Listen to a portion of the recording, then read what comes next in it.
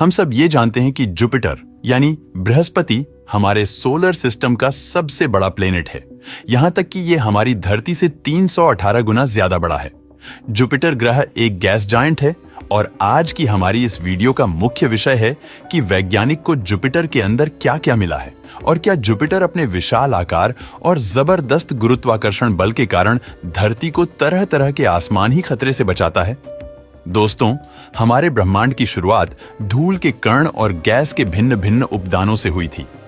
आज से करीब 450 करोड़ साल पहले जो सबसे पहले प्लेनेट की उत्पत्ति हुई थी वो थे नेपच्यून, यूरेनस, सैटर्न और जुपिटर। जुपिटर के मजबूत ग्रेविटी की वजह से इसने ब्रह्मांड से धूल के कण और विशाल गैस के बादलों को खुद के अंदर खींचकर खुद को सटीक शेप और बड़े साइज में डालने में सक्षम हुआ और सारे ग्रहों से सबसे पहला ग्रह और सबसे बड़ा ग्रह बनकर सामने आया।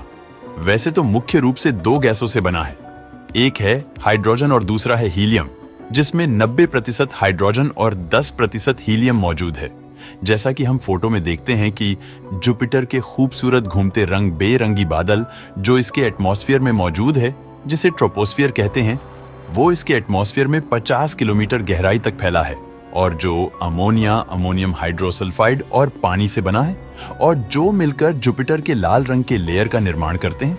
वैसे हम जब भी जुपिटर की तरफ देखते हैं तो हमें यही लगता है कि इस पर भी सतह मौजूद होगी, लेकिन दोस्तों ऐसा बिल्कुल भी नहीं है। जुपिटर पर किसी भी तरह की सतह मौजूद ही नहीं है।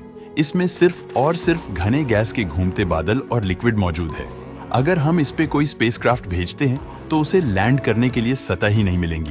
लेकिन ऐसा भी नहीं है कि इस गैस के गोले पे कोई स्पेसक्राफ्ट जाए और इसके एक छोर से होकर दूसरे छोर से बिना क्षतिग्रस्त हुए निकल जाए।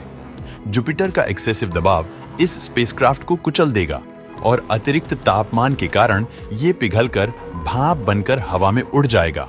लेकिन हमने जुपिटर पर स्पेसक्राफ्ट को भेजा है जो इसके पल पल की खबर हम तक पहुंचाता रहता है और जो डेटा कलेक्ट किया है उसमें ये बात सामने आई है कि घूमते गैस और धूल की जो कलरफुल लाइन हमें जुपिटर के एटमॉस्फेयर में देखने को मिलती है वो 2000 मील गहरा है और जिसमें अधिक परिणाम में गैस भरा पड़ा है, जिसका मास हमारे पूरे धरती के मास के 3 गुना से भी ज्यादा है। ये हवा के बेल्ट 360 किलोमीटर प्रति घंटे की रफ्तार से बहते हैं। इसके साथ साथ ये भी पता चला है कि जुपिटर का एटमॉस्फेयर अलग अलग दिशाओं में घूमता है। अब सवाल ये आता है कि ये गैस जायंट अपने अंदर इतने सारे गैस को इकट्ठा कर एक ग्रह का रूप लेकर कैसे ब्रह्मांड में घूमता है?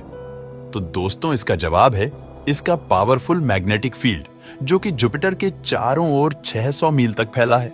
और जुपिटर का मैग्नेटोस्फीयर हमारे सोलर सिस्टम के सारे प्लैनेट के मैग्नेटोस्फीयर से सबसे ज्यादा पावरफुल है। अब बारी आती है दी ग्रेट रेड स्पॉट की, जो कि जुपिटर के सबसे खास चीज है। ये एक विशालकाय है, तूफान है, जिसका साइज हमारे पृथ्वी के बराबर है और जो 2 स्ट्राइप्स के बीच में ही घूमता है और इसे एंटी साइक्लोन भी कहा जाता है, जो एटमॉस्फेरिक प्रेशर में तेजी से घूम रहा है। वैसे ये तूफान धरती पे होने वाले तूफानों के उल्टे डायरेक्शन में घूमता है। ये हमारे सोलर सिस्टम का सबसे विशाल और घातक तूफान है, जिसकी स्पीड 643 किलोमीटर प्रति घंटे की है। ऐसा माना जाता है कि यह तूफान धीरे धीरे छोटा होता जा रहा है और ये आने वाले 20 या 30 सालों में जुपिटर के सतह से संपूर्ण रूप से गायब हो जाएगा।